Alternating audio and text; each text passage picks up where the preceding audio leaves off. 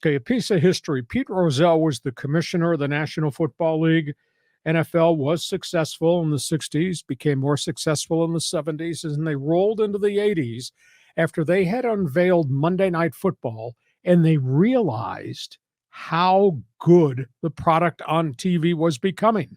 And then ESPN out of Bristol, Connecticut, which was running tractor pulls and aerobic shows and all that, they had just started, went to Pete Rozelle and said, "We'd like to televise the NFL draft." And he said, "You think people would be interested in your guys just sitting at a table reading names off a list?" They said, "Yeah, we think so." Rozelle took it to the ownership, and the ownership said no. The ownership said, and they were not visionaries, these were old school guys, said, "We don't want this because the agents will hijack the event." Well, Pete Rozelle overruled them and said yes. So the first draft, and I recall this vividly, modern day football fans, they think of the draft as the extravaganza we currently have. The first draft was on a Tuesday. It was a one-day televised event, only the first round into the start of the second round. They started it on a Tuesday. When the time ran out by 8 o'clock, they exited. They were only in the second round. That was the first one. It had George Grande, who became a baseball voice for the Cincinnati Reds, Bob Lee, investigative reporter, been there forever, and an old sports writer, Paul Zimmerman from Sports Illustrated. Oh, yeah. And those were the three anchor guys. So it started then, ran on a couple of Tuesdays, and then they moved it. For some reason, they moved it to a Sunday, and it was a one-day event Sunday, all 9 rounds. It went on and on and on. And they added people, and then here came Chris Berman. And then somebody came up with the idea, let's have insiders. And here came Chris Mortensen and the late John Clayton. And then they started to position people at different draft headquarters where they would go to a live report. Yeah. As the Eagles pick was coming up, or the Minnesota Vikings missed their first round pick one year. So that was the beginning of it. They added Mel Kiper, the draft expert. That guy. Yeah. Mel showed up, I think it was in 1984. Slick hair, white shirt, big thick tie, volume of information, reading and reading and reading. And the thing just evolved and evolved. And then from Sunday, Monday, then it became Saturday, Sunday. Then it became Thursday, first round, Friday, second and third rounds, Saturday, the rest of the draft. Of course, the draft only goes 7 rounds now.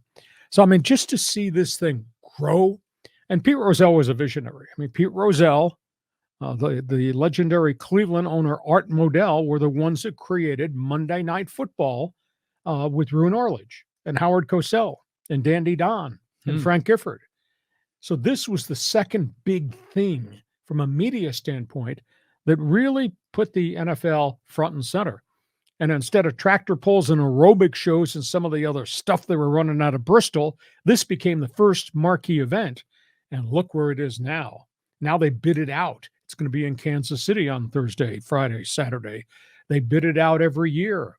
Now they're bringing, instead of 2 or 3 players to, quote, the green room, they're bringing 30 to 50 players to the green room. Nice. And now you got reporters in every draft headquarters there are.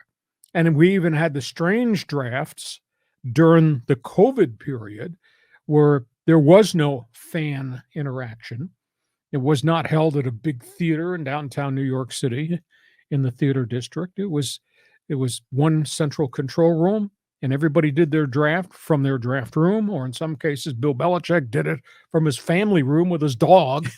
I remember that. Yeah. And, Cliff Kingsbury did it from his palatial estate out near the hotel in Phoenix. It's just become a mega event as part of the explosive growth of the NFL. But I remember when it was on a Tuesday, and it was 1.5 hours, maybe 2 hours at most. And I remember as voice of the Chargers, it was a big event. I came here in 1987, and one of the things was the mandate from the ownership at Extra 690 was create a 9-hour game day. And we did. And by the way, NFL draft's important. Create something special. So we did a 9-hour radio broadcast from Shaq Murphy Stadium with our Charger broadcast crew, We had 4 or 5 guys who we rotated in and out, and Pat Curran was in the Charger war room, and he gave us data and a little Nice. inside scoop.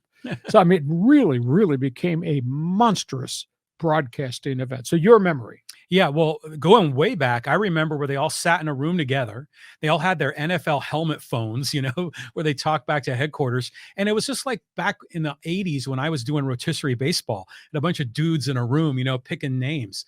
But the way this thing grew and it moved to Radio City Music Hall, and then it always became like a big Jets event, where all the Jets fans were in the stands rooting for them. But yeah, this thing has progressed every year. It seems to take a step up. But, Mel Kiper, man, that guy gets a lot of crap, right? I mean, what's your take on him? Do you think he's one of the better prognosticators?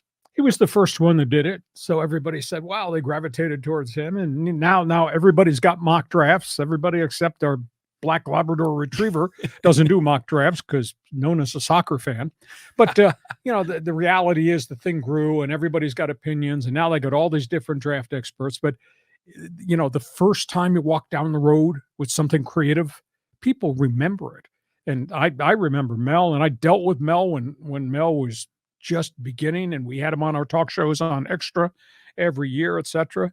And then they added more draft experts as we went along, and then they did the insiders. And I had great relationships with Chris Mortensen and John Clayton, and they'd come on my talk shows, they'd come on the draft show that we were doing live on radio from the stadium. So it just a really mega event. And it's why the NFL is where the NFL is right now in terms of popularity, is they just creatively have grown and grown and grown the projects. I think I referred to you a couple of weeks ago. I interviewed Pete Rozelle, but the first year I was here as the voice of the Chargers. And at that point, they had their 3 network partners, CBS, ABC, NBC, and ESPN was just starting. And I said, Pete, would you ever consider putting games on cable? Oh, no. We have our corporate sponsors. Well, now they're on cable, now they're on streaming, and now they're on Amazon. And who could have ever thought they wouldn't just play on Sunday, but they play on, created Monday Night Football, which was a mega event back in the day. And then now they fast forwarded. They play some games on Saturday at the end of the year. They play on Thursday. There's talk. There's going to be a Black Friday game after Thanksgiving. That'll be a league game. And by the way, they're expanding. I mean, they're expanding to England, and they're going to play games in Germany and in Spain. They do play one game in Mexico. So it's just fascinating to see the global reach. But that's the history piece of the NFL. Let's move on. Topic